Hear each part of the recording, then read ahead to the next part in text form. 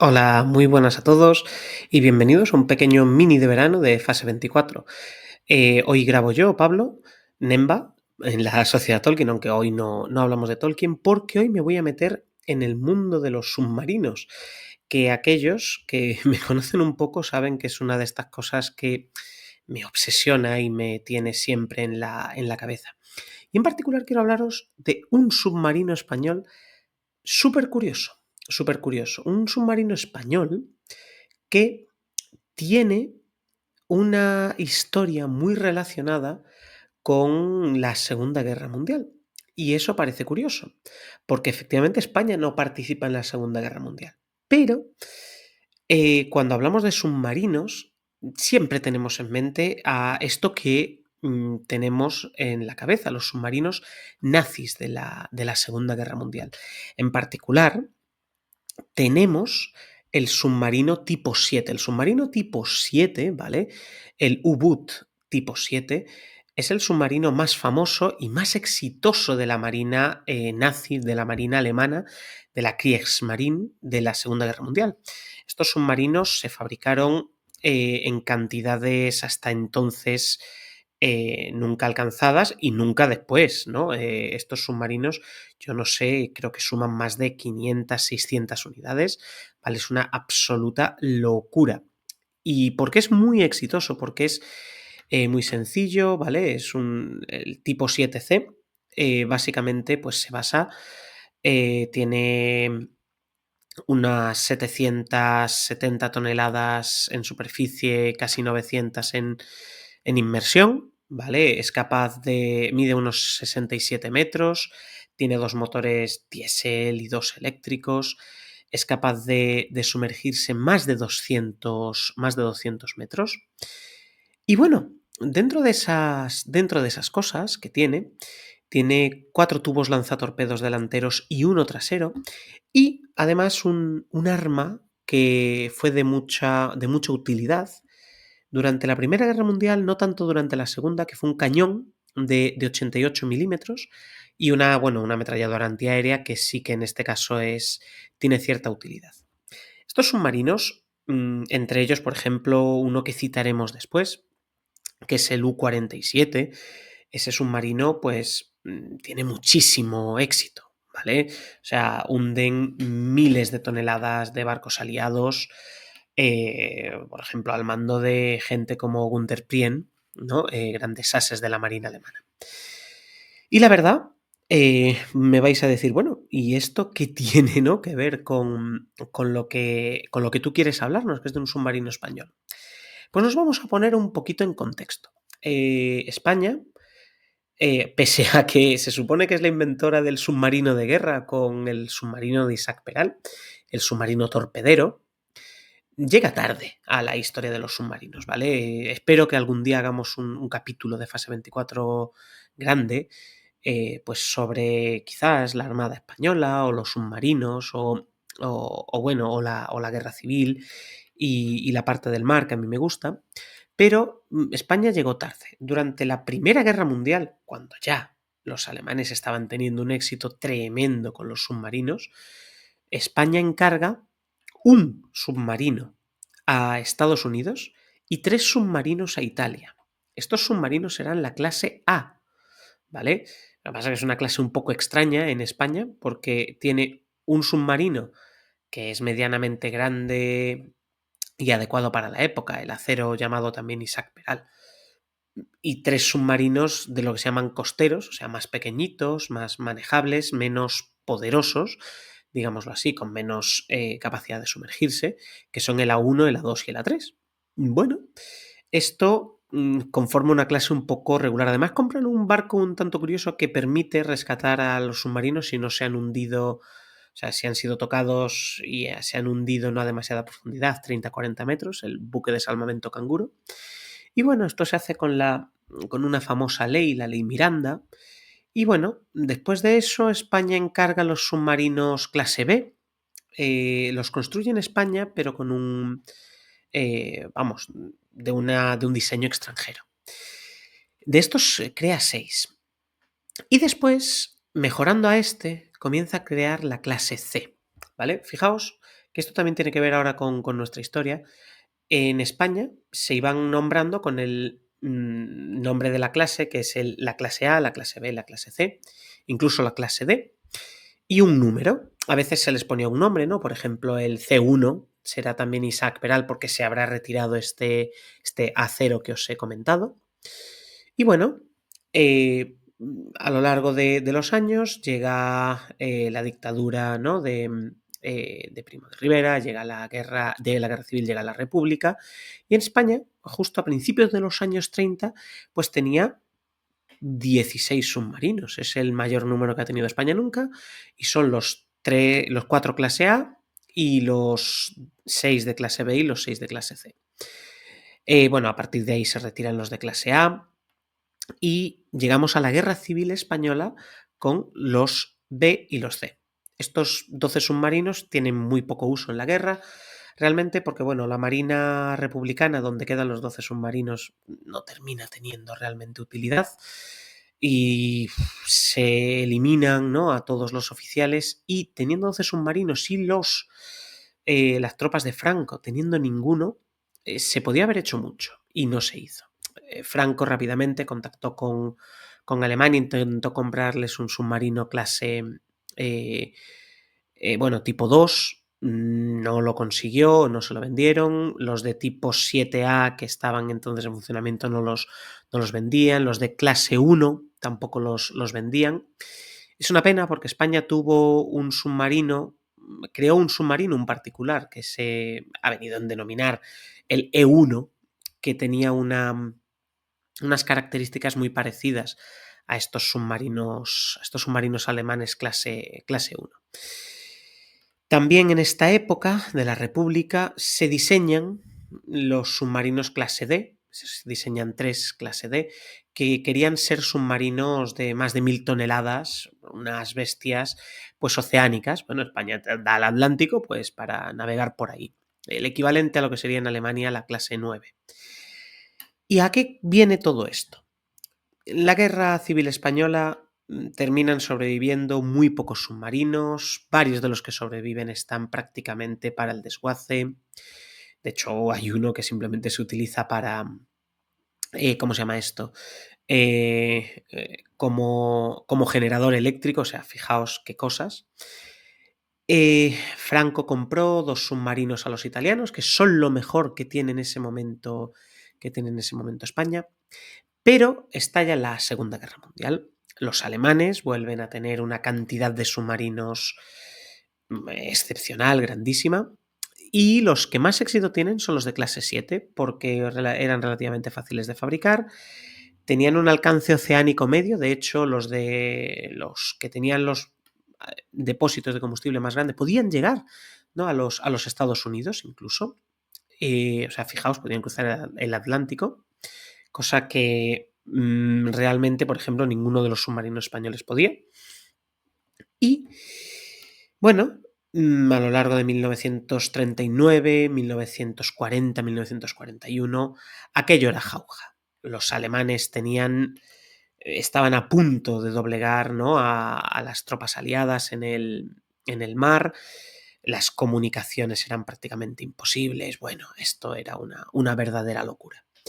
Pero se empieza a organizar, ¿no?, el sistema de convoyes en el Atlántico, y ya llegamos a lo que nos interesa. Los aviones empiezan a tener mayor alcance, empiezan a utilizar bien las bases para poder proteger a los barcos que van por el Atlántico. ¿Y cuál es el problema de los submarinos nazis a partir de entonces? Pues que los barcos de escolta más los aviones, sobre todo en las cercanías de las costas, tanto francesas como españolas, empiezan a sufrir daños. Y nos vamos a fijar en un submarino, el U-573, ¿vale? Submarino que, llegado el momento, pues entra en servicio en la tercera flotilla, ¿vale?, en Kiel, y pues es destinado en 1941, en diciembre, a pasar por el estrecho de Gibraltar. Pasa por el estrecho de Gibraltar. Eso es una operación muy compleja porque obviamente Gibraltar está bajo manos inglesas, con el derecho que sea, eso ya debatiremos sobre ello en algún momento, y los submarinos alemanes que pasaban al Mediterráneo para ayudar a la flota italiana principalmente, no volvían al Atlántico. Este es el caso del U-573. Bien, pues entonces este barco empieza a realizar varias misiones, ¿vale? Varias patrullas que se llaman. En sus primeras, en su segunda patrulla, en su tercera patrulla, perdón, es cuando hunde un mercante que se llama Helen, noruego, con 5.000 toneladas, ¿vale? Es una captura menor, podemos decir. Estamos hablando de que los ases de la Marina alemana llegaron a los 200.000 toneladas, ¿vale? Y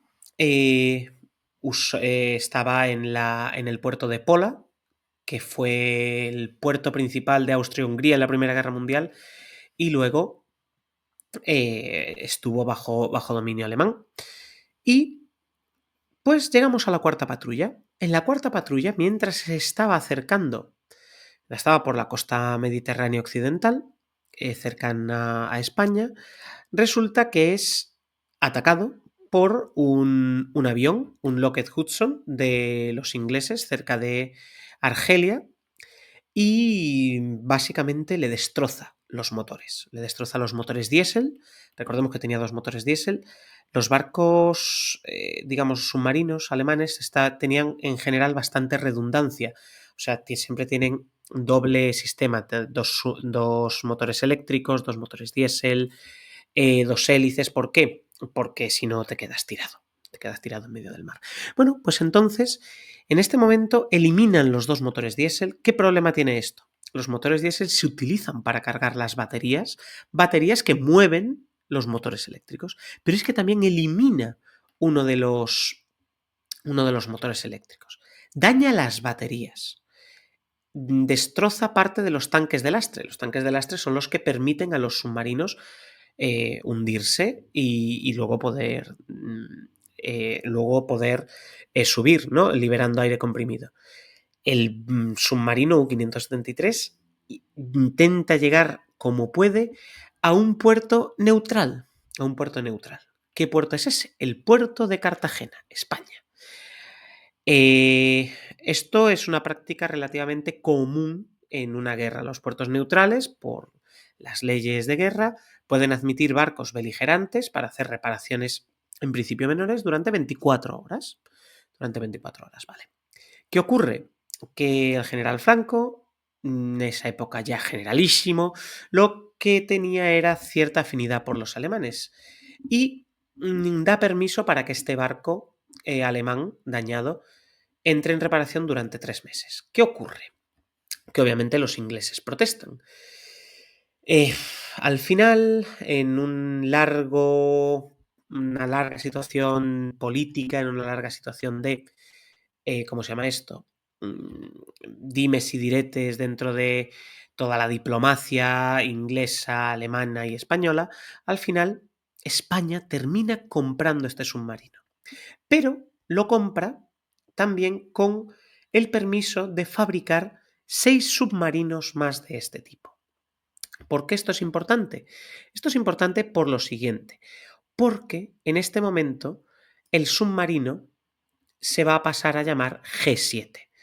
Estamos hablando de la clase G española. Esto quiere decir que, bueno, realmente nos hemos saltado la clase F, no sé exactamente qué sería. Yo personalmente creo que es una clase, digamos que el E es ese famoso que hizo un particular, y el F, desde mi punto de vista, sería una serie de submarinos costeros que diseñó la República y nunca llegaron a fabricarse. Recordemos que la República había estado construyendo los clase D, que todavía no estaban en servicio en este momento, y entonces España necesita submarinos de nivel.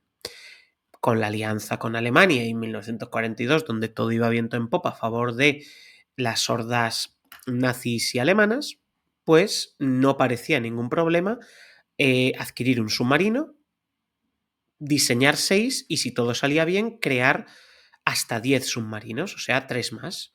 Bueno, de hecho, se llega a empezar a construir el G1. ¿Qué pasa? Alemania empieza a perder la guerra, el submarino G7 tiene daños más grandes de lo que parece, entonces las reparaciones llevan más tiempo, Alemania no puede mandar materiales, España no puede suministrarlos por sí misma, tampoco puede terminar los submarinos clase D, y el asunto es que pasa el tiempo, termina la Segunda Guerra Mundial y España se ve con un submarino medianamente estropeado, que va reparando poco a poco, que compró por 1,5 millones de marcos, ¿no?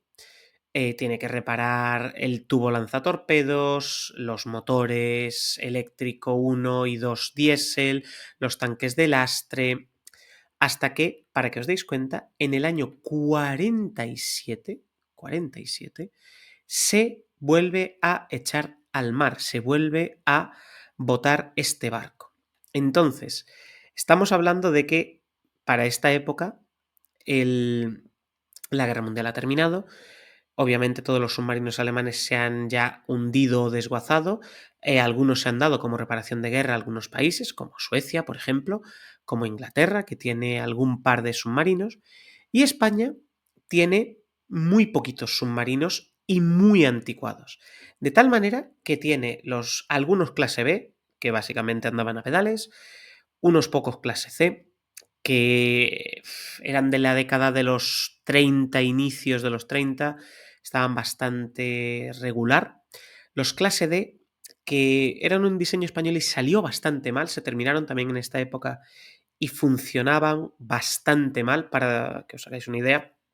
Creo que no podían, tenían que salir con el viento a favor, porque si no, corrían el riesgo de hundirse para siempre.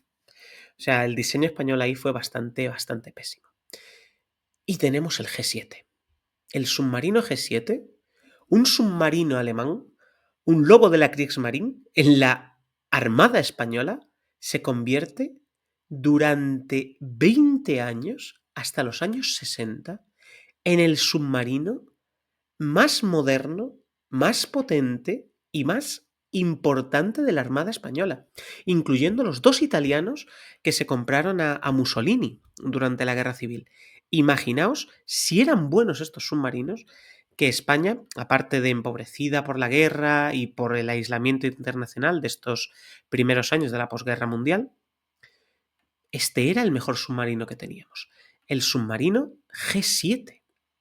El submarino G7.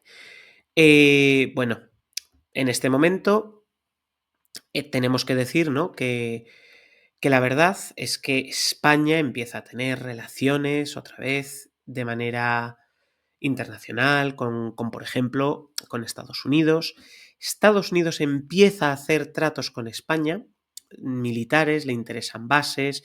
España no entra en la OTAN, no entra en la ONU, pero empieza a tener ya relaciones internacionales más importantes y la flota española se empieza a modernizar. El plan de Estados Unidos es efectivamente el bloque contra el comunismo y en eso, pues efectivamente, la España franquista podía ayudar.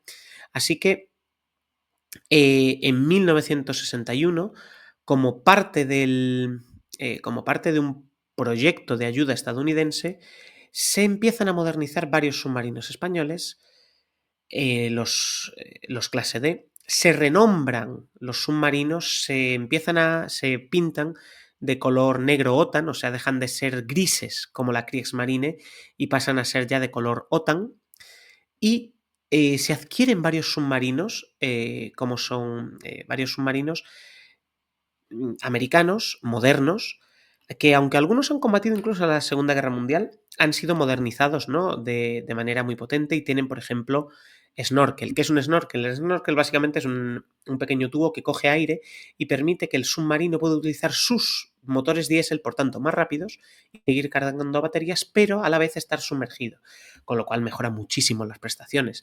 Hay que decir que los submarinos clase 7 alemanes no lo tenían, y el primer submarino alemán que lo tuvo fue el tipo 21, el clase 21. En ese momento, este submarino español, que ha sido el U-573 y ha sido después el G7, el único representante de la clase G en España, se renombra como S-01. ¿Por qué esto es importante?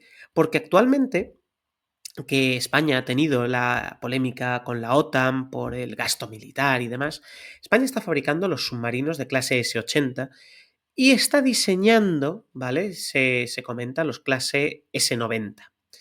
En este momento, este submarino es el primero de la nueva clasificación española, los submarinos S.